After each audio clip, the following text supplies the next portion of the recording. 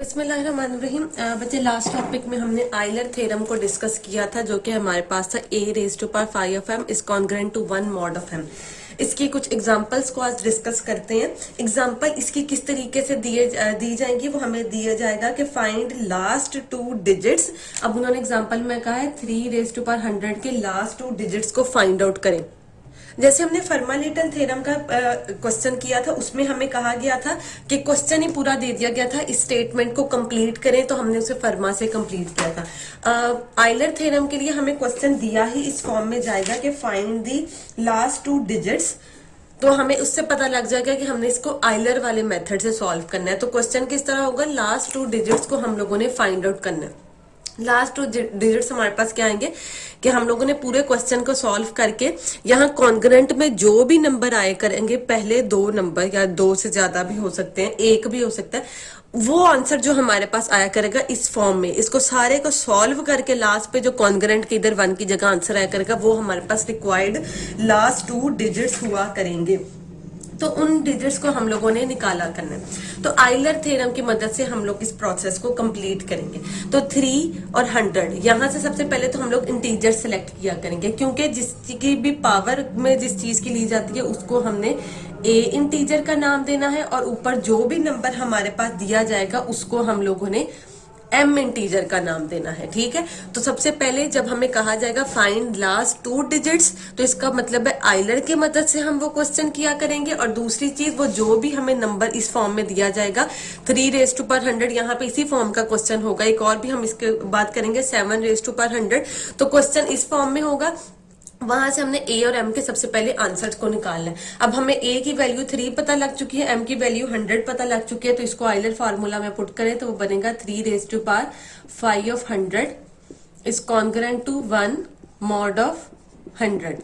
अब यहां से हमने, इसका मतलब है आइलर हमने 100 का निकाला है, तो 100 एक काफी लंबा नंबर है, तो बजाय इसके कि हम लोग देखें कि 100 से छोटे, डेफिनेशन क्या बनेगी कि 100 से छोटे कितने नंबर्स हैं जो इसके रिलेटिवली प्राइम है, तो एक बहुत लंबा काम है।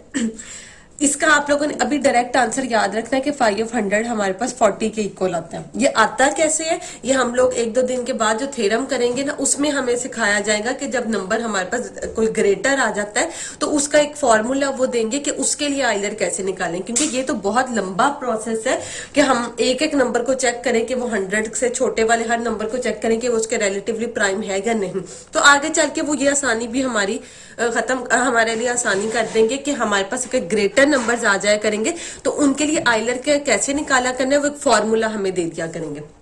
ठीक है, तो अभी तक आप सिर्फ यही याद रखें कि 5 होता है, ये आगे चल के कैसे निकलता है, ये आगे चल के हम लोग डिस्कस कर लेंगे।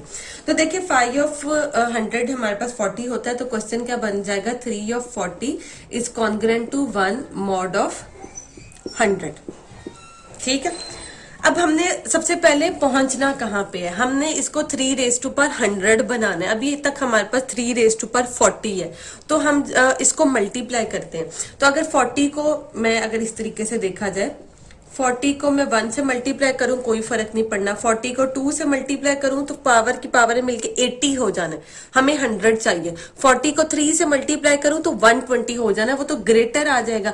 हमने फर्मा में भी किया था कि जिस पावर तक हमने अप्रोच करना है, अगर वो कंप्लीट नहीं होती तो उससे छोटे वाला नंबर पकड़ लेंगे। तो ये 2 पे 80 देता है, तो हम दोनों को 2 से दोनों तरफ मल्टीप्लाई कर देंगे, तो ये हमारे पास आ जाएगा 3⁻80 is congruent to 1 mod of 100। अभी देखिए पीछे फर्मा वाले में तो थोड़ा सा ये भी मसला था कि हमें हर बार देखना पड़ता था कि ये वाला नंबर मॉड से छोटा हो, तो ये तो 1 है, 1 की जो मर्जी पावर ले लें उसने मॉड से तो हमारे पास छोटा ही रहना है।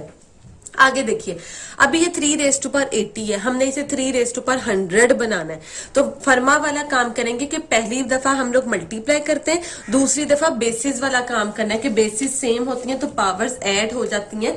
तो देखिए 3⁻80 हमारे पास मौजूद है, हमारे पास किस चीज की कमी है, हमने इसमें 20 और ऐड करना है, तो हमारे पास 100 बनना है। तो हम 3⁻20 से दोनों तरफ इसमें मल्टीप्लाई कर देते हैं। ये बिल्कुल फर्मा वाला काम है, उसमें भी हमने पहली वाली पावर को मल्टीप्लाई किया था और जो बाकी रह जाती है उसको बेसिस वाली फॉर्म में लेके आना है। तो बेसिस सेम है, पावर से हमारे पास ऐड होके क्या बन जाएंगे 3 रेज टू पावर 100 और दूसरी तरफ 3 रेज टू पावर जब 20 का आंसर निकालते हैं तो वो आएगा 3 4 8 6 7 8 4 4 0 1 मॉड ऑफ 100।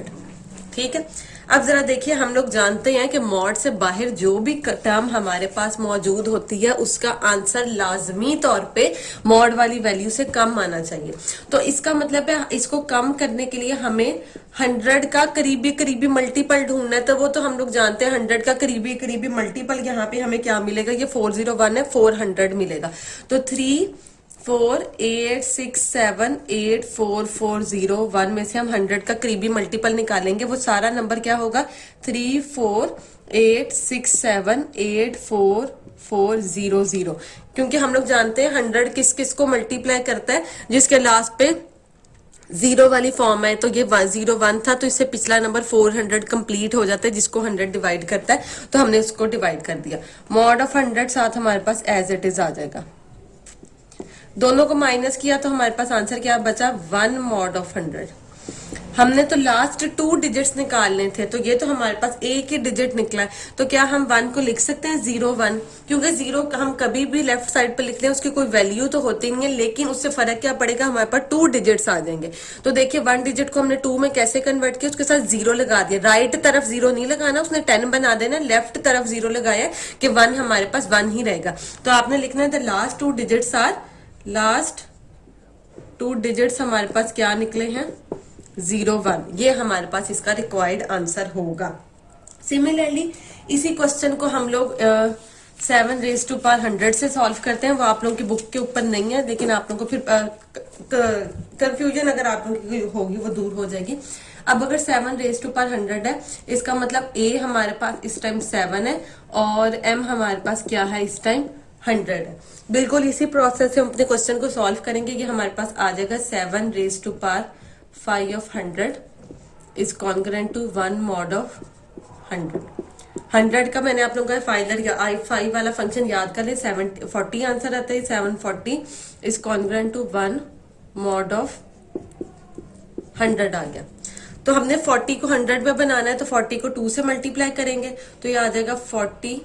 इस तरफ भी हमने 2 पावर ली और दूसरी तरफ भी 2 पावर लेंगे, तो वो आ जाएगा 1 मॉड ऑफ 100।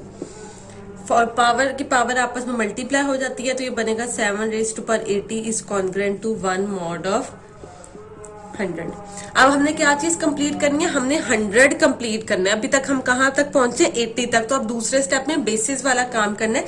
हमें 20 चाहिए, तो 7 रेज टू पावर 20 से दोनों तरफ हम लोग इसको मल्टीप्लाई कर देंगे, मॉड ऑफ 100 आ जाएगा।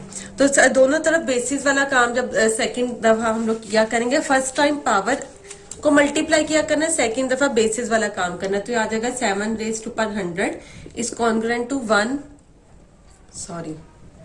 Is congruent to 7 raise to power 20 mod of 100।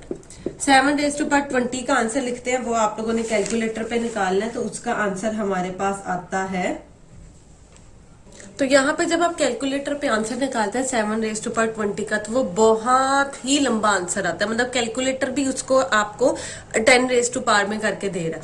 तो इस तरह अगर कभी क्वेश्चन आ जाए, तो इसी वजह से मैं आप लोगों को ये करवा रही हूँ कि इस तरह देखिए इसका बहुत लंबा आंसर आ रहा है, तो क्या हम 7 रेज टू 20 को ब्रेक करके लिखते हैं कि ये 5 की पावर हमारे पास 4 है।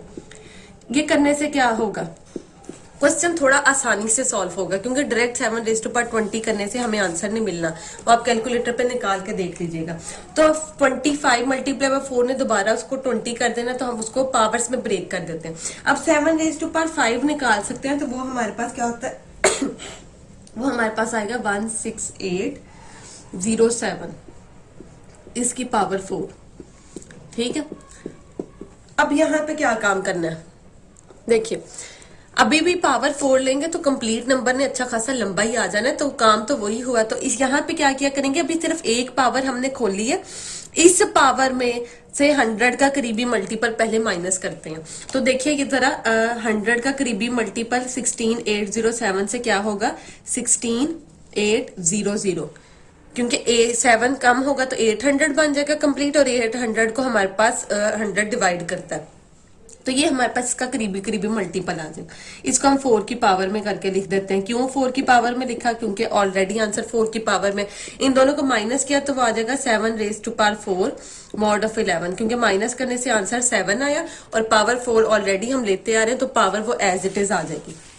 आगे देखिए, अब 7 की पावर 4 लें तो वो हमारे पास आंसर आएगा 2401 मॉड ऑफ 100। तो यहाँ पे भी अब करीबी मल्टीपल इसका क्या बनेगा? 2401 माइनस 2400 मॉड ऑफ 100। दोनों को माइनस करेंगे तो आंसर क्या आएगा? सिर्फ 1 आएगा। तो 1 एक डिजिट है, हमें 2 डिजिट चाहिए, तो लेफ्ट तरफ हम लोग 0 ले लेंगे, ये 2 लास्ट डिजिट्स होंगे। दोबारा से सुने, यहाँ पे इस क्वेश्चन में सिर्फ मसला क्या है, जब एक ऐसा नंबर आ गया जिसको कैलकुलेटर ही इतने ज्यादा डिजिट्स में दे रहा है, तो हम लोग तो उसको लिख ही नहीं सकेंगे, ठीक है। तो उस चीज को कन्वर्ट हमने कर लिया 20 की पावर को 5 4 में। बेशक आप 4 नीचे ले ले, 5 बाहर ले ले, उससे कोई फर्क नहीं पड़ेगा। तो जो पावर आपने नीचे ली है, सिर्फ उसको पहले एक्सपेंड किया, उसका ये आंसर था। पहले उस पावर का करीबी मल्टीपल हमने माइनस कर दिया, फिर जो आंसर आएगा वो छोटा होगा, उसको दोबारा से खोलें और फिर 100 का करीबी मल्टीपल माइनस कर दें। मतलब जो काम हमने एक दफा करना था उसको 2 दफा किया। 2 दफा करने से हमारे लिए आसानी थी कि हम उसको आसानी से लिख सकते थे। अगर डायरेक्ट एक ही स्टेप करते तो वो हमारे लिए मसला था कि हम लोग उसको लिख ही नहीं सकते थे, क्योंकि कैलकुलेटर भी आंसर पावर्स की फॉर्म में दे रहा था 10 की पावर में, तो हमें नहीं पता था कि इसको लिखना किस तरीके से है। तो उस चीज से बचने के लिए पावर को 2 दफा हमने ब्रेक किया, 2 दफा फिर हम लोगों ने मॉड उसके 10 के मॉड के करीबी मल्टीपल को निकाला, तो हमारे पास इसका रिक्वायर्ड आंसर आ जाया करेगा। ये आप लोगों की बुक में नहीं है, लेकिन मैं आप लोगों को एहतियातन बताना चाह रही थी कि अगर इस तरह का केस आ जाए तो आप लोगों ने किस तरीके से करना है। सिंपल प्रोसेस, बाकी सारे का सारा फर्मालिटल थ्योरम वाला है, बस एक स्टेप में आप लोगों ने आइलर वाले फंक्शन में आइलर इस टर्म का निकाला करना है, बाकी स्टेप आप लोगों का सारा फर्मालिटल वाले एग्जाम्पल